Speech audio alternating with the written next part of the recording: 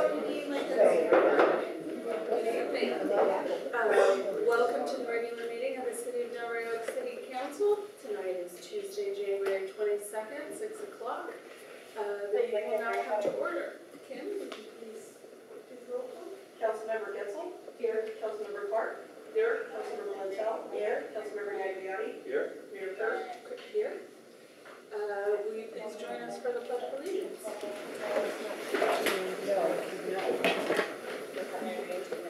I pledge allegiance to the flag of the United States of America and to the republic for which it stands, one nation, under God, indivisible, with liberty and justice for all.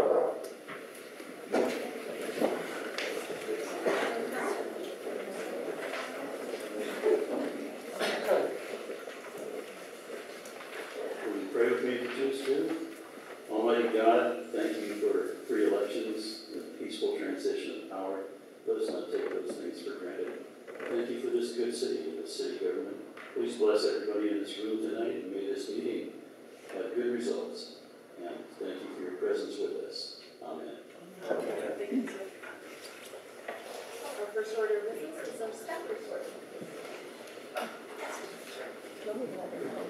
Thank you, Mayor. It's been a busy month since our last meeting with the holiday break. I wanted to start by thanking David Kimball and the members of the Citizens Action Group for arranging the hosting of 9 DLI students over the holidays for dinner. It was very well received by the 9 young airmen that had to stay back for whatever reason here and not be with their families over the holidays. And the reports back were just fantastic and wonderful. So thank you all who hosted. Our onboarding process with our new council members is moving ahead very, very well and very busy. The mayor and I met with Mr. Mori to discuss his ideas about making the open park space behind Safeway more accessible to our residents and enjoyable for the public. He has some terrific ideas, which we may further develop depending on council guidance during the strategic planning session tomorrow. The mayor, council members Gagliotti and Getzel, and I met separately with Monterey Peninsula Partners, who are the property owners of our property on the Port Ord parcel, about the status of the Monument RV Park development. We also met with the development team, which includes Monterey Peninsula Partners, regarding the larger option parcel on Port Ord. We met with David Sender and Denise Duffy, the city's economic development and planning staff, and brought them, had in-briefings for all the new council members on those two subjects. Councilmember Gagliotti and I attended an update on South Boundary Road, presented by Forest staff, pending the approval of the Habitat Conservation Plan for our hopes to be under construction in early 2020 on South Boundary Road. Councilmembers Getzel, Gagliotti, and I attended an excellent new Council Members Academy in Sacramento Wednesday, Thursday, and Friday of last week. It was a fantastic offering by the League of California Cities. Mayor Kerr was going to go with us and fell ill, but we shared a lot of presentations by email. Public Works continued to work throughout the holidays, clearing trees and working on our easements and beautifying the city. Staff finalized the plans and specifications for our 2018-2019 road reconstruction project, which will include the reconstruction of all the cul-de-sacs along Portola and Quindale, Carlton Place, and Saucedo. The engineer's estimate is $1.23 million, and we have established the timeline for the project. We look forward to being in construction by May. Staff continues to work with various cannabis businesses to accommodate them in the city. We are the destination of choice for a lot of cannabis businesses, and our challenge is space to host them. Public Works identified a sizable homeless encampment on the city's Port Ord parcel. Our police department is engaged to ensure that hazards to public safety, such as stoves and unsupervised dogs, are removed, and we are posting the site and we'll be removing a lot of the debris there over the next week. We held a coffee with the city manager last Tuesday evening. The meeting was well attended, and I had a good opportunity to brief the public on the transition process and answer questions. Staff met to discuss the timing of our mid-year budget review, which will occur in February, and also to set the timeline for what we hope will be the city's first two-year budget that will be adopted in June. Forest staff met with the Native Plant Society on Friday to discuss South Boundary Road project and the agreement between FORA, the city, and the Native Plant Society. Mayor Kerr and Councilmember Gagliotti attended along with myself. And then in the best news, I think, is that pending final decision on January 31st, TAMC feels very strongly that we're very competitive for a $10.379 million grant of active transportation funds that will fund the design and construction of the first portion of the Fort Ord Recreational Trail and Greenway from Fremont Street to under Highway 218 into the Frog Pond. So our portion here in Del Rio will be the first one constructed with those great grant monies. And I just wanted to thank Debbie Hale, the Executive Director of TAMC, Todd Muck, Rich Deal, the rest of the staff there at TAMC that worked closely with city staff to get that grant. So that's a big deal. And Mayor, any questions? Thank you very much. Time for council reports. Shall we start with John? No council reports. No council report yet. No, I've not attended any meetings, but I have to piggyback on the manager's comment about the training that we attended last week. California League of California Cities put on an excellent 3-day presentation that covered do's and don'ts and ins and outs and what will get you in trouble and what will keep you out of trouble. Very, very good training. Highly recommend it. And they have a great website anybody can go to and get information on how this government is supposed to work. Thank you.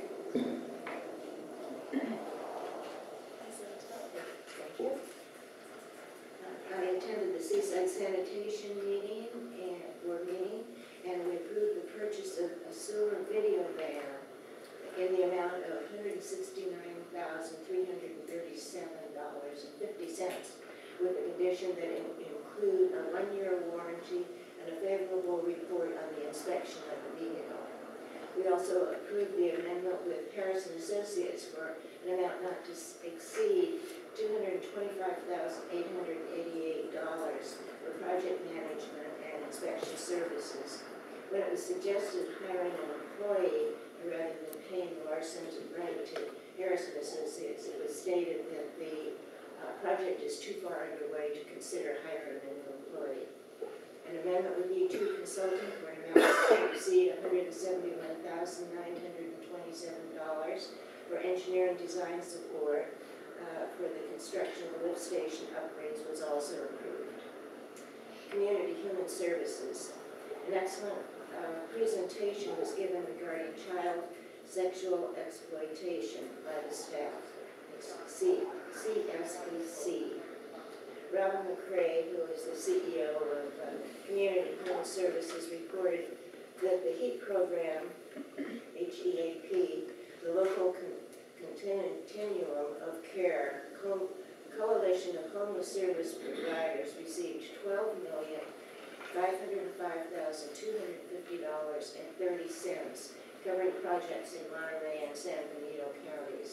This means that there will be $625,626 will be available for unaccompanied homeless youth that will be divided proportionally between the two counties. Since HEAP funds are intended to be used immediately to meet the needs of the homeless, we will focus on a drop-in center in year 1 and then expanding to include a shelter in year 2. AMBAG, the January meeting was canceled. Del Rio Citizens Action Group, there was no meeting scheduled. However, 2 welcome baskets assembled by Terry Neese of K were well received and appreciated.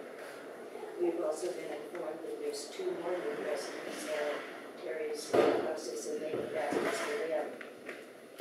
I also wanted to mention the Del Rio Neighborhood Watch. The next get-together will be this coming Sunday, the 27th of January, and it will be at 1 o'clock and it will be held at 936 Portola Drive. And I hope to see you all there. Thank you. I attended the Seaside Groundwater Basin Water Master Board, and pretty much everything I went to this time in January was election of officers. So Paul Bruno is the chair. He was elected chair. Bob Costa was elected as the vice chair. Forward Reuse Authority, Jane Parker was elected chair, and Mayor Joe Gunter of Salinas was the vice chair. And members at large were Ian Oglesby and Cynthia Garfield. So those are the new officers. I attended MST. It was our annual strategic meeting, and that's it. Great, thanks. So I've had a busy month getting up to speed, and first and foremost, I'd like to really thank Karen and Kim for welcoming me and showing me kind of the ropes around City Hall and boxes and where to go and when to be there. And Dino as well for really being very patient with all of my questions as I learned a lot, so thank you. After the holidays, we had 2 What's on Your Mind open meetings where the point was to gather public input for our strategic planning tomorrow. We'll be setting 3-year goals for the city, and I thought it was important for your voices to be represented there as well. Also discussed at that were ad hoc committees. So we're starting with 4. There's sign-ups out on the table: Parks, Arts, History, and Youth. If you have skills, want to learn something, want to be involved in the city and making something happen, please sign up. We're learning as we go, so I appreciate all of your support with that. And of course, this is in addition to our Neighborhood Watch program. Daniela is with us tonight. The next meeting is Sunday at 1 at her home. Watch for details on Nextdoor, or connect with Daniela after the meeting. She's in the midst of planning a community emergency response team, prime CERT training that I believe some of the Citizens Action Group in the past has partaken in. So if you're interested in learning more about emergency response and how, again, we can help the city in case of an earthquake or a neighbor needing help, please let myself and or Daniela know, or come on Sunday for more information on that.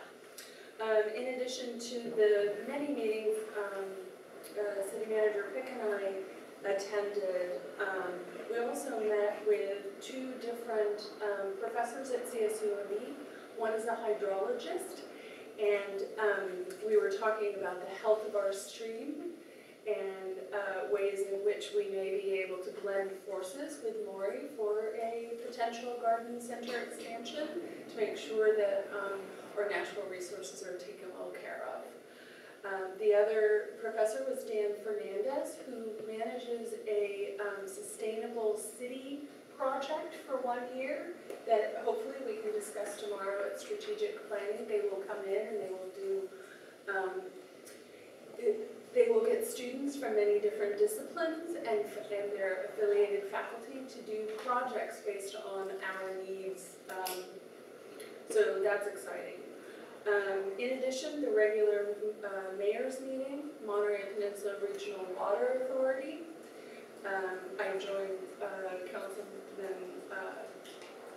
Gagliotti and City Manager for the FORA and the California Native Plant Society meeting at FORA. The Monterey Regional Water District Feasibility Listening Meeting. I don't know how many of you have gone. I believe they're over for this time. But this has to do with the Measure J and the feasibility study for whether or not Pine County is appropriate.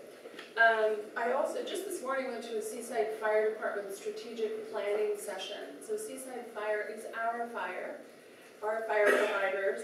They're working towards accreditation that only 100 fire departments in the United States has. So it's a very stringent process. A lot of it is public input, and this was part of it. If you don't know, actually it was led by our very own fireman Fugit, who lives on Carlton.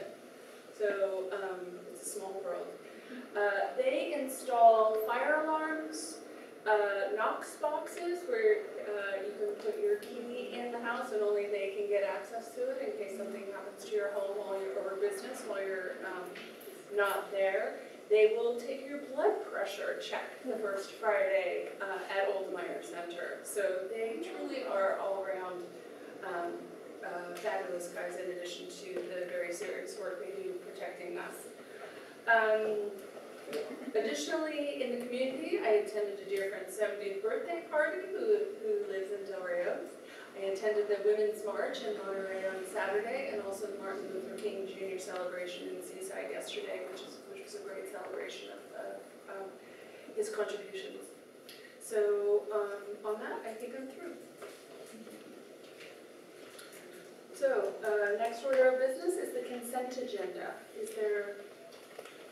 Madam Chair, I'd like to pull C3, so that Anything else?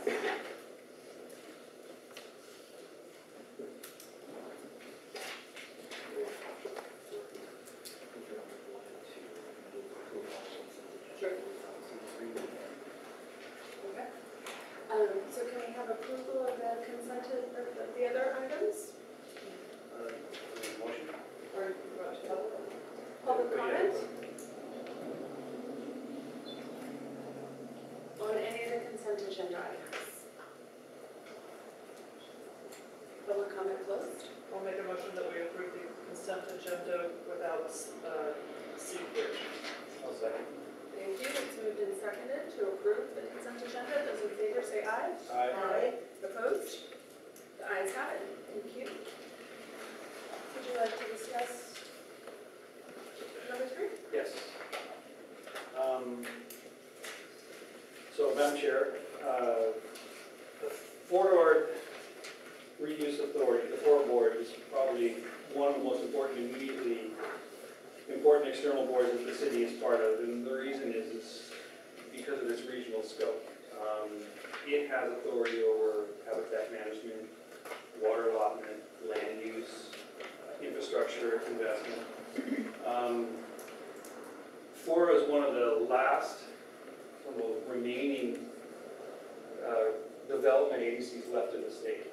And when we were in San Francisco, or when we were in Sacramento, it was clear to that the new governor and the supermajority is reconsidering their wisdom on throwing resource or regional development agencies out. And the reason is because regional agencies can solve regional problems like home, housing insecurity, and water source.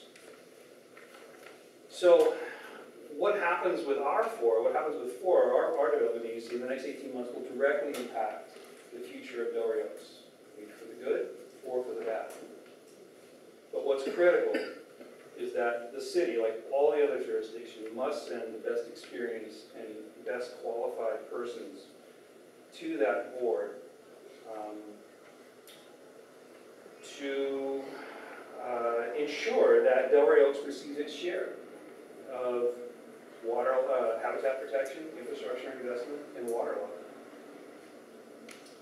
I'm the best qualified person to represent the city for the following reason. I'm the only council member with direct and applicable land use entitlement experience with actual FORA board members. On more than one occasion, I have successfully navigated the CEQA process, the California Environmental Quality Act, as well as the NEPA process, the National Environmental Protection Act. The last project that I entitled was a combined CEQA, NEPA, EIR, EIS document. It gets no more complex than that in that type of permitting. And that environmental document was commented on by several current FORA board members. two of which were supervisors. And that body, Monterey County Board, Monterey Board of Supervisors, unanimously approved that project. So I have shown that I can effectively work with current city board members as an applicant, which is a far more contentious relationship, and be just as effective, if not more effective, by being, working with them as a colleague.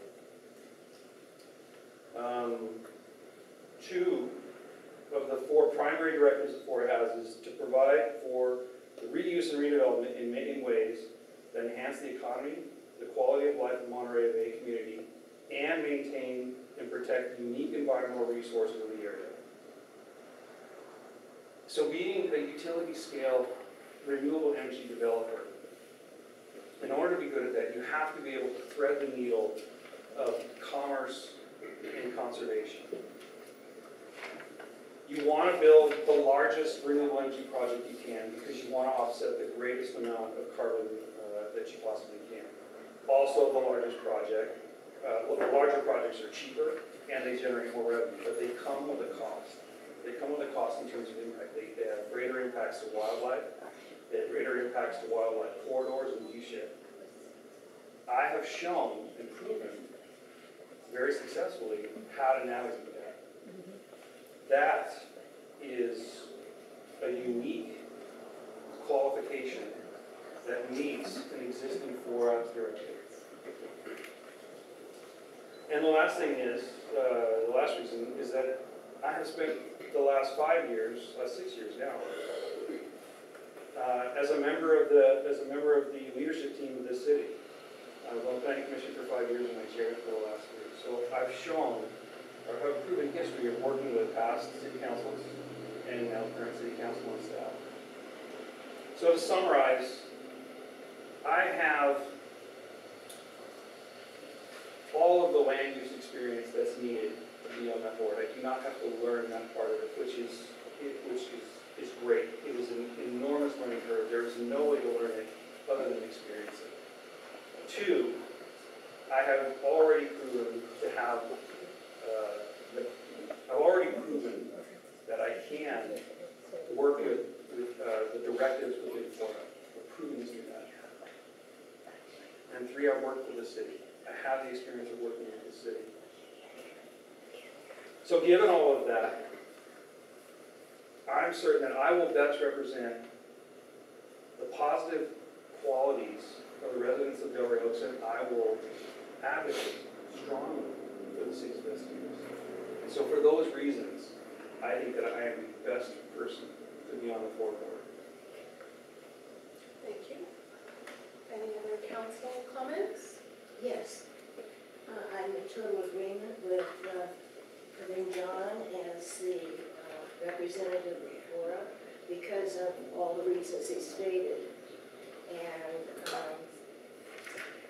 is your motion include the alternate? Yeah, it does, yes. Yeah. Actually, we need to make a motion, should make a motion in that discussion, but yeah, Are we going to discuss the alternate now at this point, or is this a motion specifically for the primary? So there's no motion on the floor as of yet, we're just discussing it.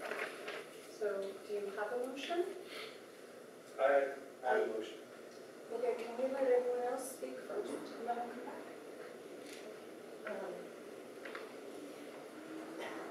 I still didn't get an answer as to if this is just the board member or including the alternate. Yeah, it's both, so. It's both. Okay. It's a discussion. Okay. Then in discussion of the alternate, it is so important and vital to Delray Oaks, as John has just explained. And I think the alternate is also of great importance if John can't make a meeting. Kristen has been as an alternate on the FORA board for at least 15 years. She has attended many of the meetings and understands what is going on in that arena. And so I believe Kristen is the most knowledgeable and should be the alternate on the FORA board. with John as the primary.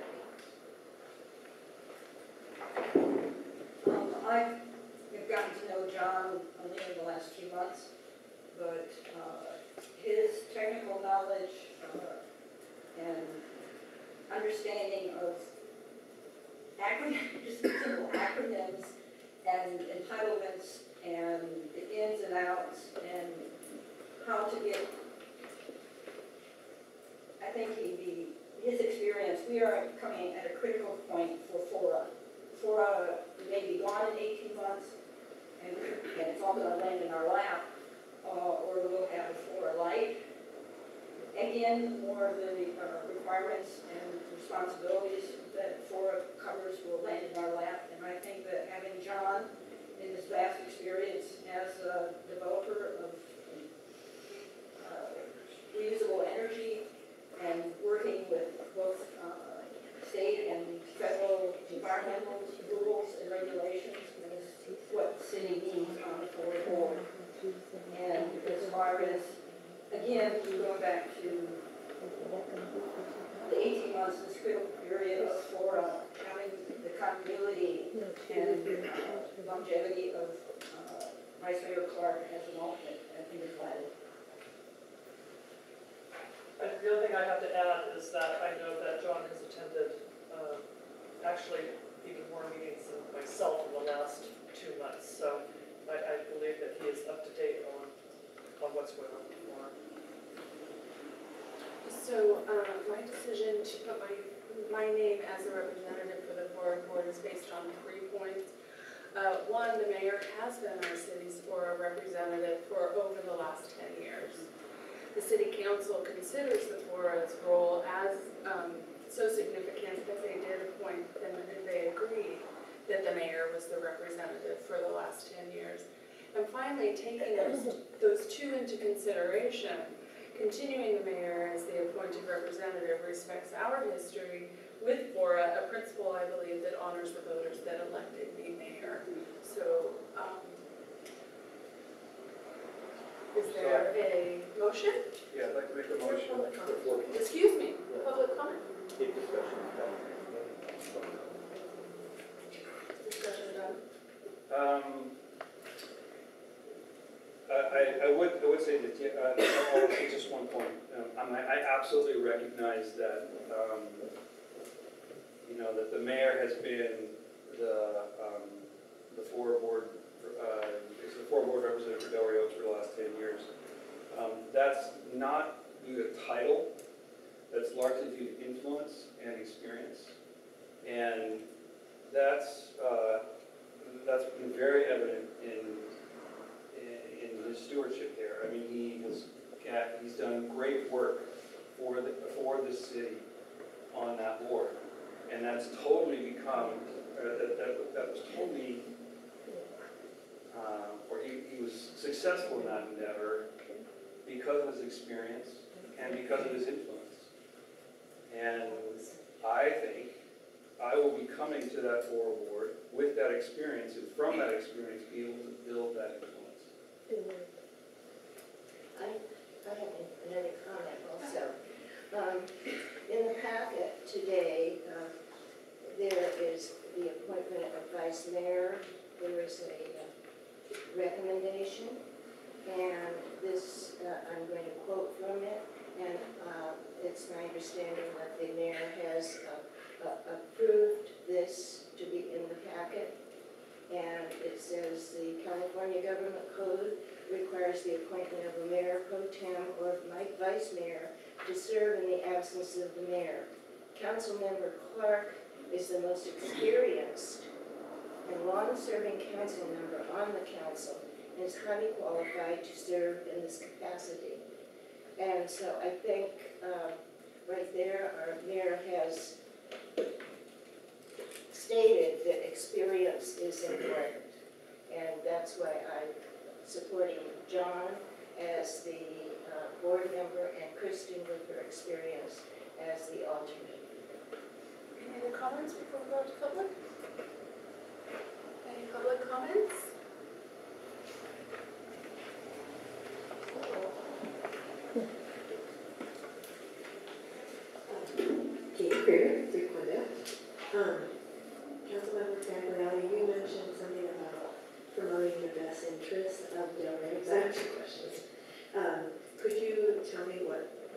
water? Do we, Not subsidy. Oh, okay. Oh, no problem. And I'm wondering, thinking about Kristen Clark having the 15 years experience, it occurs to me that maybe that would be a good thing to have a forum with our current mayor as the alternate to start running the ropes on that. So, just a thought. Thank you. Good evening, Councilmember. Dennis Allian, Delray Oaks.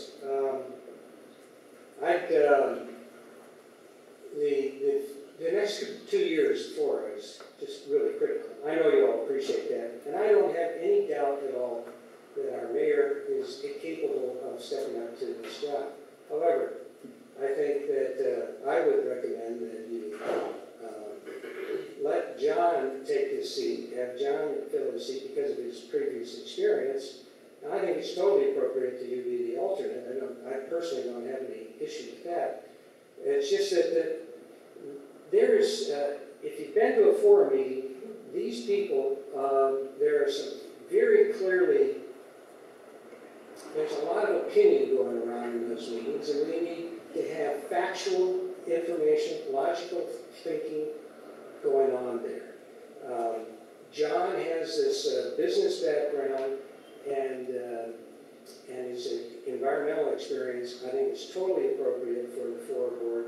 And the only thing I'd say is that I would disagree. I think that our mayor needs to step up to the plate at some point in time, and she'll be the alternate.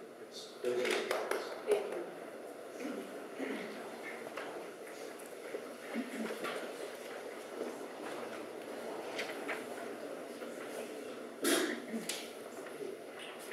Your career, 3 Wendell, and I'd just like to follow on what the ex-councilman was saying, and that was your citing lack of experience is a reason to not put the mayor at least as limited to and how she wants to get the experience. If she doesn't start attending the meetings.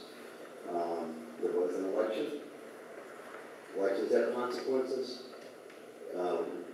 We want the mayor to get involved. Maybe she's not, maybe she's the alternate, maybe she's the primary, but she needs to be involved. That's the reason she was elected. You need to respect that, and the only way she's going to get experience is to jump in there and start getting in. She is very capable. I've worked with her a lot over the last year. She's very smart, she's very hardworking, and she's very likable. So she'll be a quick learner. But people spoke, and you may not like it, but you need to listen and respect that. Thank you. Thank you. Hi, I'm Patrice Vecchione. I live on Saucito Avenue. My voice is so good tonight.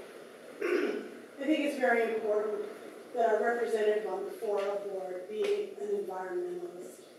I know that's who Allison Kerr is. It's part of why I voted for her.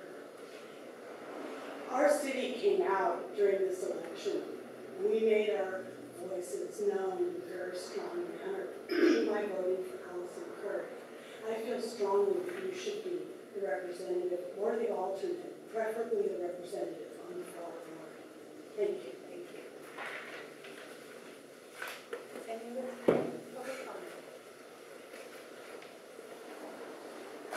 Jim Clark, Delray Oaks. I think that we are and cannot take how critical a stage we are at with Fora.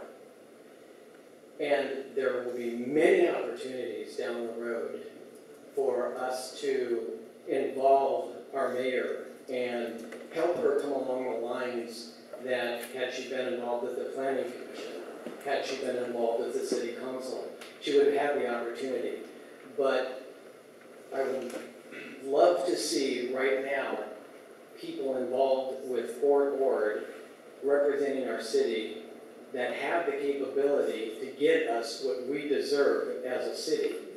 Because I'm well aware over the past years,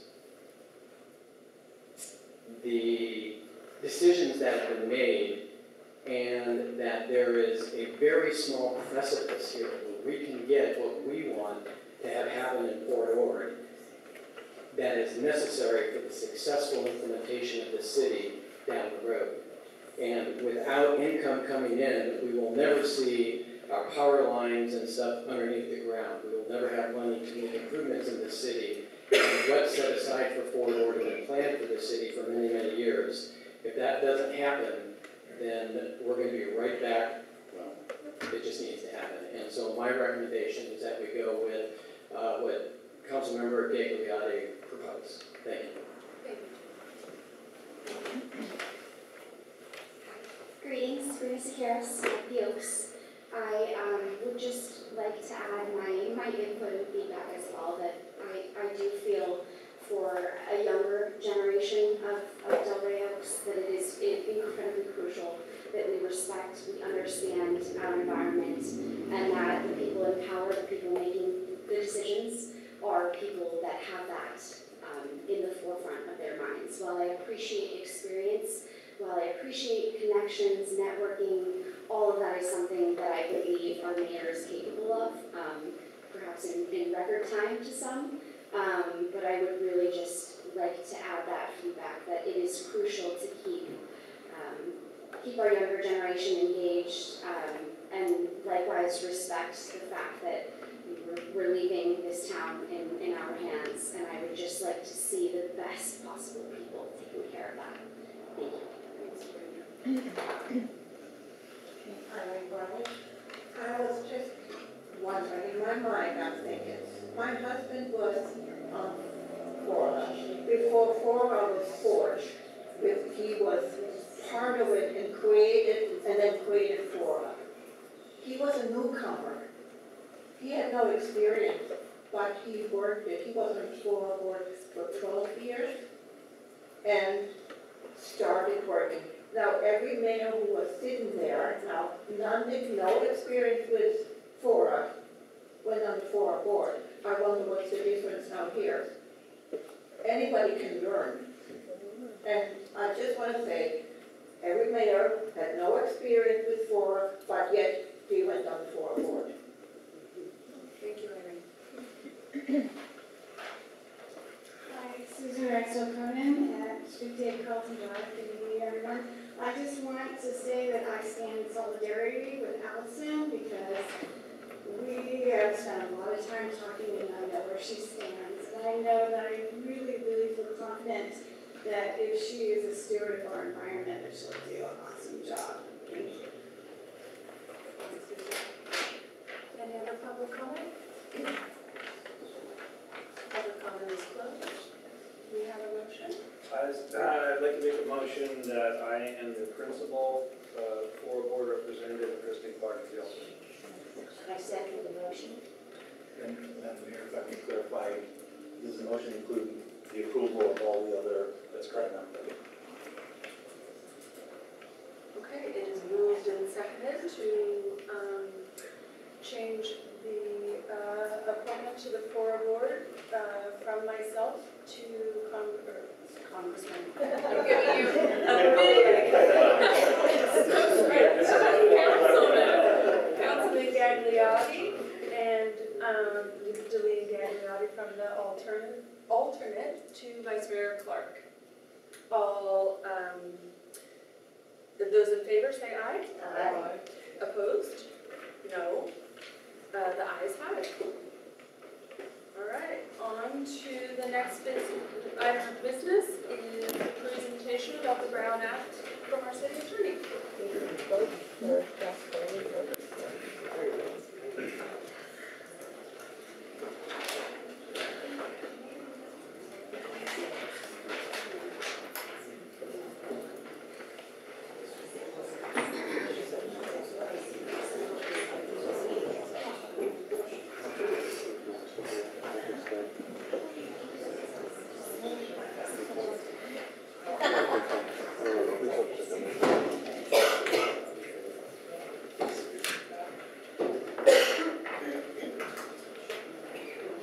Good evening, Mayor, members of the council, members of the public.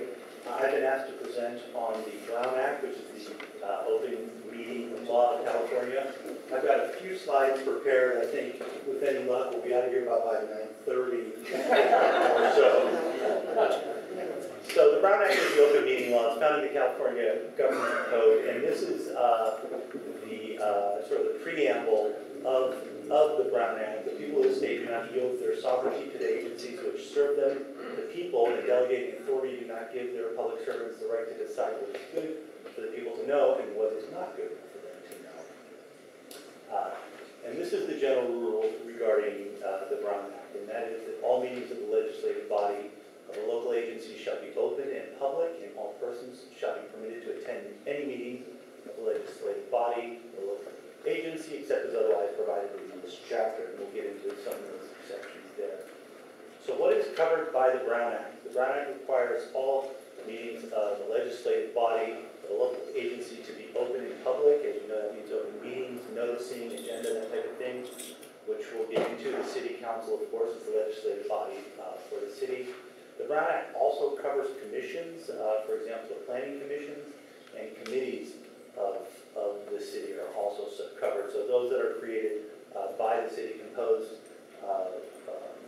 by the council, whether it be by appointments, are covered by the Brown Act. That means the meetings have to be open and agendized. Standing committees are also covered by the Brown Act if they have continuing subject matter jurisdiction or means fixed by charter ordinance resolution. Many cities have a finance committee, they have a public works committee, and if they have a fixed time in which they meet or they have continuing subject matter jurisdiction, then those are open meetings that are subject to the Brown Act, which require public attendance, public comment, and agendas. Subcommittees comprised of only members of a body with a defined task and a limited duration are not covered by the Brown Act. Those are usually called ad hoc meetings. For example, a hiring committee, that is a very narrow, defined task that doesn't continue on. It's for a limited period of time. Who is covered by the Brown Act? This is obviously the members of the body, but relevant to the election we just went through is even individuals who are elected that haven't been installed in their office yet are also covered by the Brown Act. The Brown Act is applicable to meetings where a majority of members are present at the same time, location, including teleconferencing, to hear, discuss, deliberate, or take action on any item that is within the subject matter jurisdiction of the legislative body. That is a meeting of the Brown Act. One of the more frequent questions I get about the Brown Act has to do with serial meetings.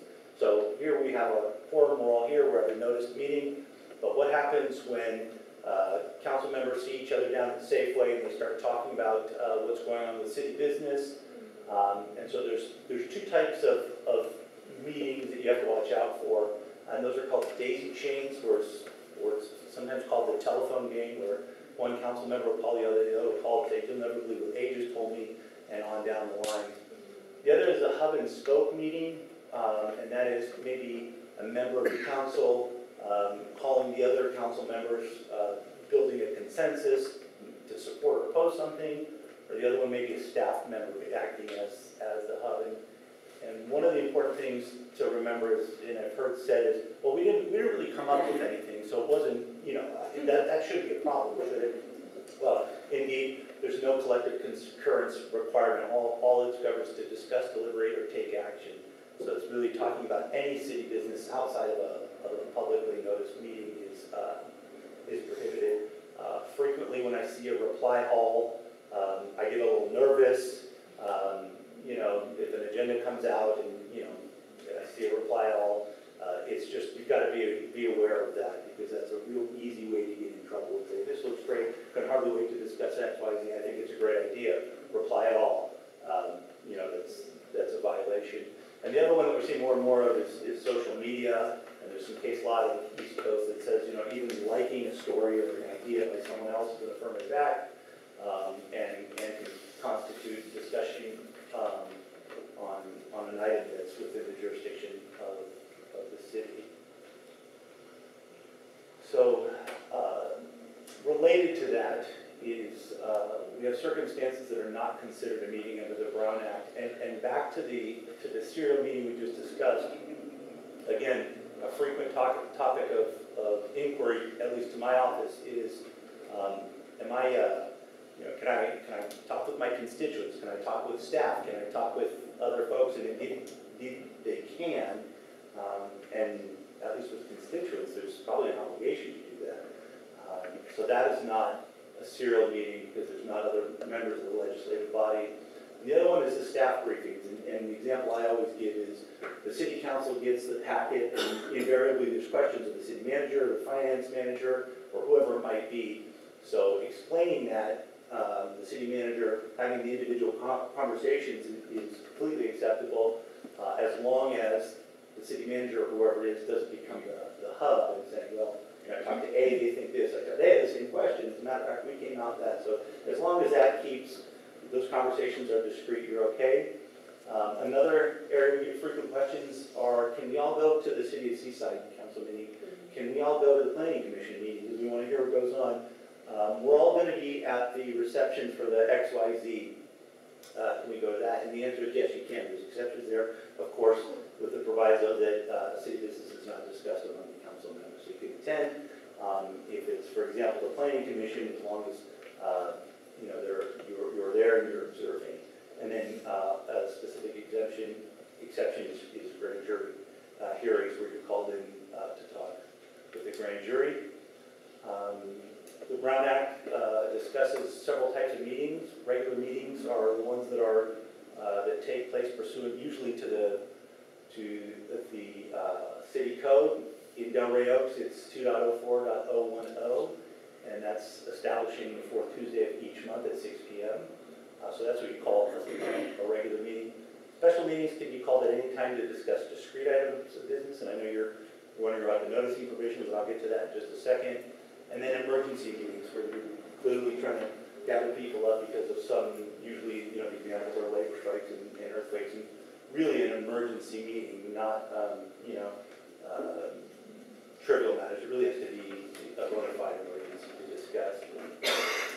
Teleconferencing is allowed, provided a majority of the members are in the jurisdiction. The agenda must identify each location where the person's going to be. So sometimes I have the question, well, we're not sure where we're going to be. Can we just put TBD? And the answer is no. If you're going to be traveling and you don't know whether you'll be in Italy or Switzerland at that particular time, we can't have you participate via teleconference. The agenda has to be posted at each teleconference. So there's a city councilman from a neighboring jurisdiction that was at his sister's wedding in Italy, and he in the lobby posted his little agenda in the lobby of Venice. The location has to be accessible to the public. The public must be able to speak at each location, so if some Italians walked by and wanted to participate, they could. And again, the majority of the members must be in the jurisdiction. So here's a little hypothetical. This is a call I had, and it usually comes in two varieties. A council member calls me and says, I'll be on a cruise during the council meeting. It's a really important issue. Can I call into the meeting if I post the agenda on board and allow anyone on the ship to comment? And the answer is you can't, because it's not open to the public. So usually that comes also in, I'm going to be driving to LA during the meeting.